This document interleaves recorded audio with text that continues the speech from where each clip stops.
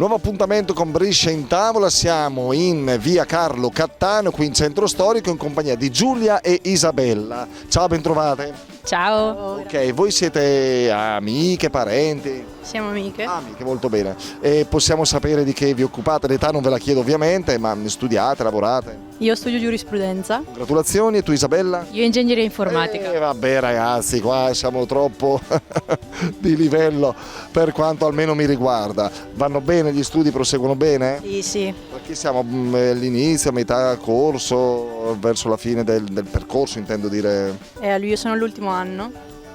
Io sto facendo il terzo. Beh, insomma, dai, mi sembra che state andando molto bene. E avete degli interessi, delle passioni extra studio?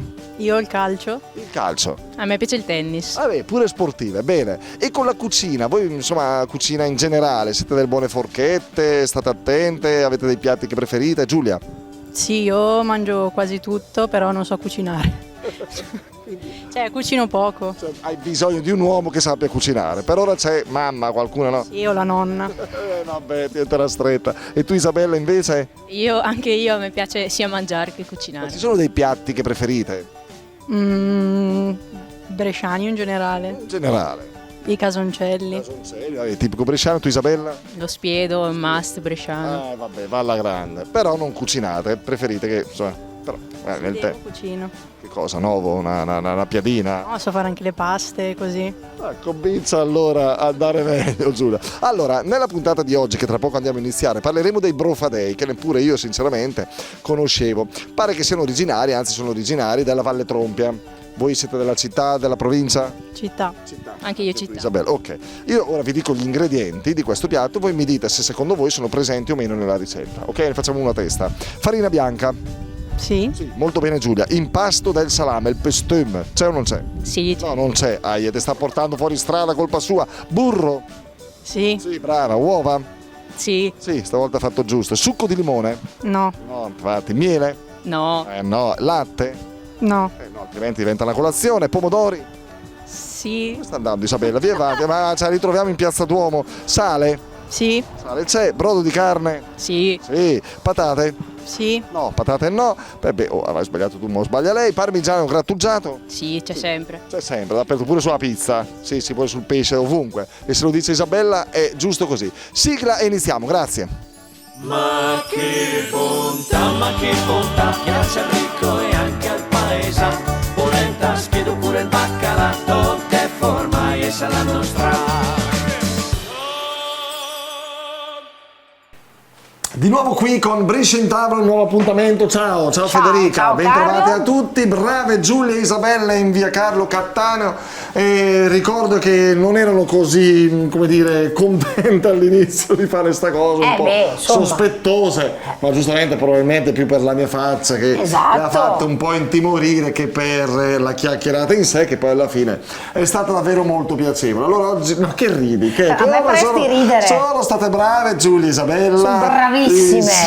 Ovviamente. Tac. Vabbè, vi portiamo nuovamente in Valle Trompia. Noi stiamo andando un po' giù, su Val Camonica, Valle Trompia, la Bassa, la città. Stiamo raccontando un po' le ricette della nostra tradizione bresciana. E oggi avete sentito nel nostro gioco di poco fa, prima della sigla, che vi racconteremo i brofadei. Cosa sono questi brofadei? Fede? È un primo piatto, Sì, è una minestrina, sì. è una minestra.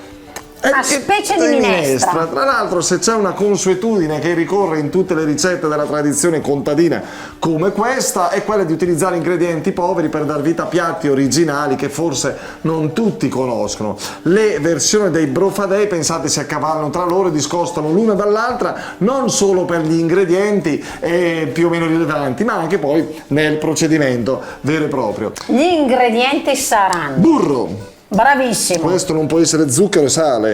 Sarà farina? Ah, farina, certo, è vero, altrimenti. Burro, farina, uova, latte e del brodo di carne. Ah, ecco. E ovviamente del parmigiano grattugiato. Quest'altro è il sale, vedi? Sì, Abbiamo tutto. esatto. Semplicissima la nostra ricetta di oggi, quindi dovremo lavorare il burro fino a renderlo molto spumoso. E come si fa? Che si fa?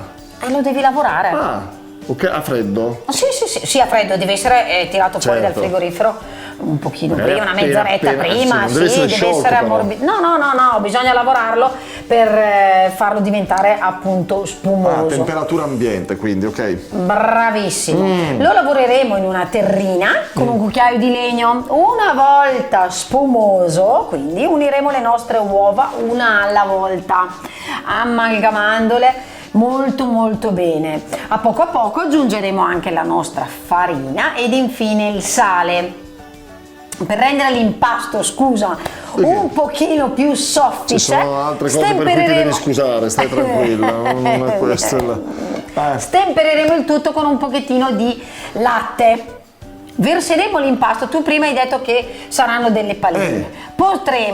Possiamo fare delle palline e metterle in una teglia che imburreremo perché poi andrà nel forno, altrimenti mettiamo il nostro impasto, lo stenderemo bene in maniera uniforme nella nostra teglia che metteremo in forno a una temperatura moderata, una 180 gradi circa, finché la crosta non sia di quel color oro. Una volta o facciamo le palline, dicevo, oppure una volta stesa, una volta cotta potremo tagliare a quadratini piccolini il nostro impasto, poi lo verseremo nel nostro brodo. Sì, una specie di minestra, cubettini o palline, prima dipende. passa in forno e poi una volta raffreddato, viene tagliato e buttato nel brodo bollente. Esattamente, li cuoceremo per alcuni minuti, non troppo. E serviremo con del parmigiano. Buona sta cosa. Certo, è una variante, la conoscevate? È una minestra strana, io la chiamo. Sì, una minestra strana effettivamente. Una minestra C'è anche un strana. passaggio in forno, anche questo, insomma, ingredienti come abbiamo detto poco fa, semplici della tradizione contadina, ma sostanziosi e effettivamente anche a livello economico non dispendioso. No, esattamente. Va bene. Allora, amici della Valle Trompia, conoscevate questi profadei? Magari voi no, i vostri genitori, parenti, nonni preparavano e voi avete avuto modo di assaggiare e gustarli. Speriamo di averli raccontati in modo corretto, poi noi insomma ci giustifichiamo sempre con la variante, la cosa, fate quello che volete, però noi ci atteniamo a quanto leggiamo sui libri di cucina della tradizione bresciana. Assolutamente sì. Cerchiamo di essere abbastanza fedeli alla tradizione. Va bene, allora questi erano i brofadei, provate a farli e se volete ci scrivete, ci raccontate come sono andate le vostre ricette qui in redazione e noi vi racconteremo un altro piatto tipico nella prossima puntata. Vi ringraziamo e appuntamento alla prossima qui con Brescia in tavola. Ciao! Ciao! Ma che bontà, piace al sindaco e al sagrestà, tu caso un sei e tutto il resto, e in cos de via, tutto a posto.